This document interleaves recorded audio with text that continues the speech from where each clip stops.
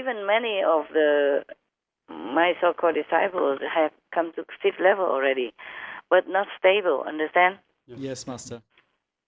Some little mistakes and they drop down again.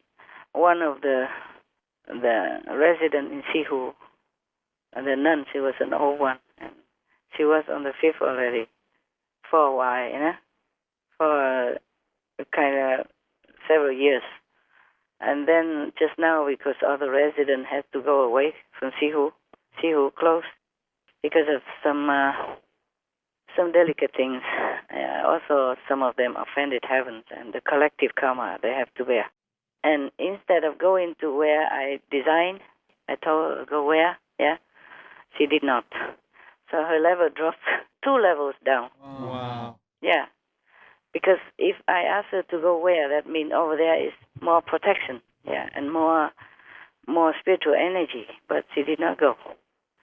Kind of maybe upset with me or something because I told them to go. Because I did not explain. I kind of did, but not directly. Maybe upset with me. So the level dropped 2 levels, from the 5th to the 3rd. Imagine that? Yes, Master. So practicing spiritual is a very delicate thing. They say it's like the razor edge, heaven and earth. The line between heaven and earth is like a razor. So thin line, like a razor edge. Just a little movement, a little deviation in your head, in your mind, your thinking, or your action, all together. Then you drop, okay? Yes. Because you're human beings. The master, if it's a real master, his level never drops, okay? Yes, never drops. It look like drops, but never drops. Just going through suffering, have to do this and that. It look like his or her level dropped, but it's not like that. Just the suffering she or he has to go through. Have to go through hell or have to go through some certain period of undesirable kind of actions or some kind of illness, stuff like that. Yeah. But the master level never dropped. Yes, Master. Okay.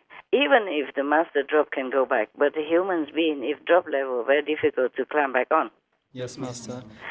Yeah, because the master grace, and if you deny it, if you go in the opposite direction or work for the negative power in some way, if you go something opposite of the master instruction or direction or teaching, then of course you are leaning toward the negative way of life, or negative, direction. Yes, Master. North and south. If you go north, then you're north, right? Yes. You're not in the south.